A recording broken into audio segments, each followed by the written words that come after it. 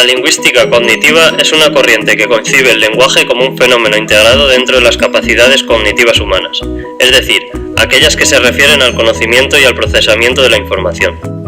En primer lugar vamos a hablar de los orígenes, en segundo lugar de los principios teóricos y metodológicos, y por último de las tendencias. La lingüística cognitiva nació en la segunda mitad del siglo XX, a partir de la teoría del generativismo de Chomsky. Hasta la segunda mitad del siglo XX, el conductismo había sido la corriente predominante. Esta prohibía la utilización de constructos mentales para la explicación de fenómenos cognitivos, aquellos que procesan la información a partir de la percepción y el conocimiento adquirido, la experiencia. La teoría de Chomsky sobre el lenguaje defiende los siguientes aspectos. Primacía de la síntesis. La esencia del lenguaje consiste en la capacidad humana de combinar una serie de elementos finitos, palabras, de tal manera que se puede expresar una infinidad de mensajes lingüísticos. Innatismo. La gramática puede ser muy compleja y su aprendizaje puede resultar imposible a través de la escucha. Modularismo. Existe un módulo cerebral autónomo dedicado específicamente a procesar la información lingüística. A mitad de los años 70, algunos investigadores plantearon unas teorías contrarias al generativismo y suponía una nueva concepción del lenguaje.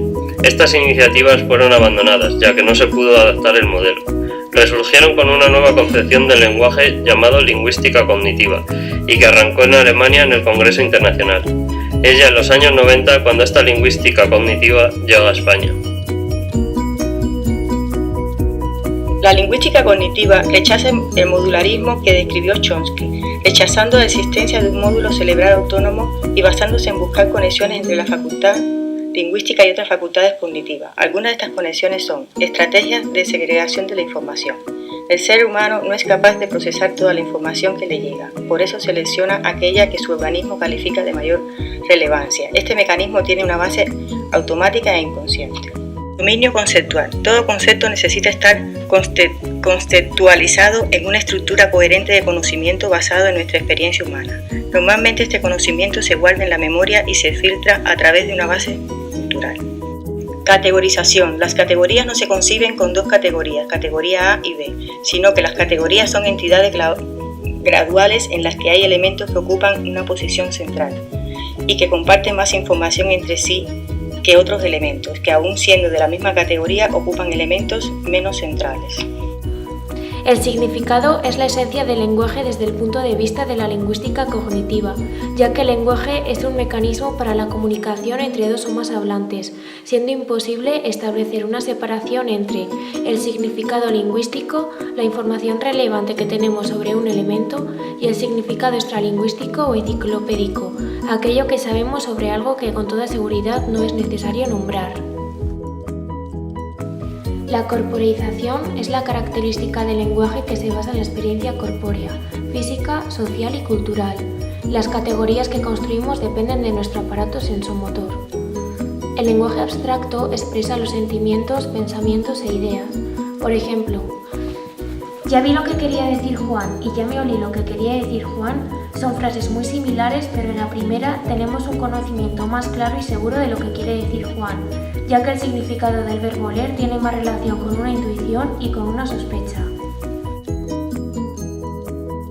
Los esquemas de imagen se perciben a través de los sentidos y tienen una estructura común: origen, camino, destino.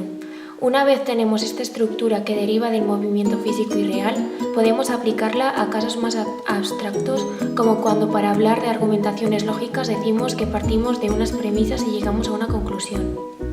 El lenguaje basado en el uso.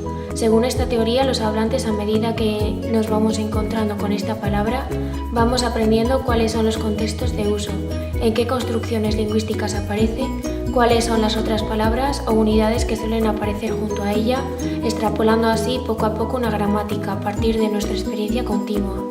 La consecuencia de que el lenguaje esté basado en el uso es que desaparece la separación entre la lengua y el habla, entre la competencia y la actuación.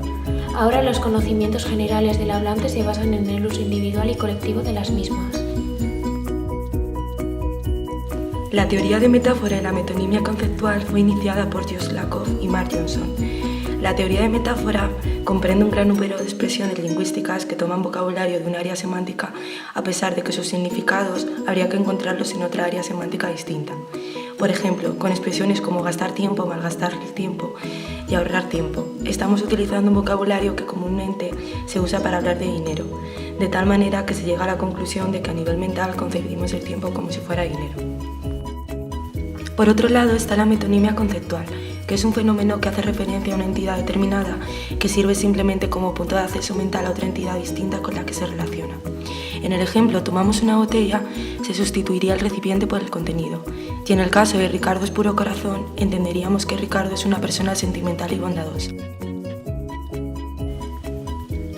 La gramática cognitiva. La gramática cognitiva asume que todos los aspectos gramaticales llevan asociados una carga significativa. Esta afirma que la estructura lingüística se basa en unos determinados patrones que funcionan como plantillas generando distintas expresiones. Esta teoría afirma que las unidades lingüísticas se dividen en tres: unidades semánticas, unidades fonológicas y unidades simbólicas. El contexto fonológico trata del estudio de los fonemas. El contexto semántico relaciona el significado con cualquier aspecto de la experiencia sensomotora o con nuestra comprensión del contexto, ya sea social, cultural o lingüístico. Un mismo contenido conceptual se puede estructurar de manera distinta, de tal manera que, por ejemplo, podemos expresar distintos niveles de especificidad. Nos podemos referir a una misma cosa al decir mamífero, persona o Juan. El contenido simbólico engloba la clase de los nominales y de los relacionales, de tal manera que la primera clase perfila una cosa y la segunda establece una relación entre las distintas entidades. La gramática de construcciones. La gramática de construcciones se basa en su carácter de combinación, es decir, trata de crear construcciones que contienen varios tipos de información que se unen para formar una unidad que es utilizada por los hablantes para entender y reproducir el lenguaje. Ejemplo, no es lo mismo decir Juan ser discreto que usar un tono condescendiente y decir Juan ser discreto. La semántica de Marcos, iniciada por Charles Fillmore y cristalizada en la década de los 80, considera en la actualidad como la teoría semántica que complementa a la gramática de construcciones.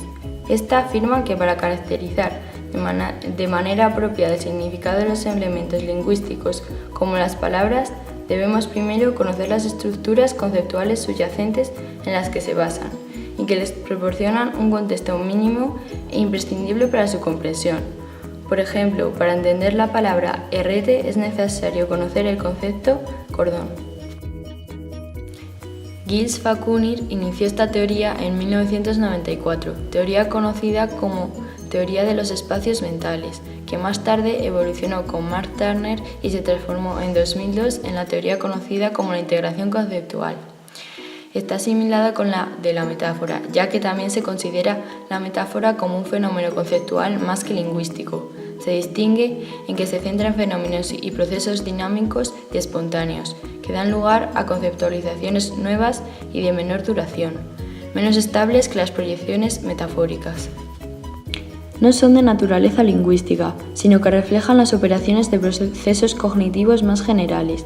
Los espacios mentales pueden considerarse como conectores temporales de la información relevante sobre un dominio en un momento dado y en un espacio percibido, imaginado, recordado o simplemente entendido por un hablante.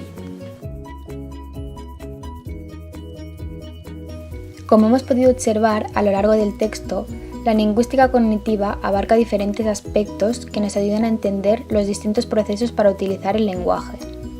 Es una corriente muy amplia y de estudio y teorías muy recientes, mediados del siglo XX. La lingüística cognitiva sufre una revolución con la introducción del mentalismo como objeto de estudio, a partir del cual surgen nuevas teorías.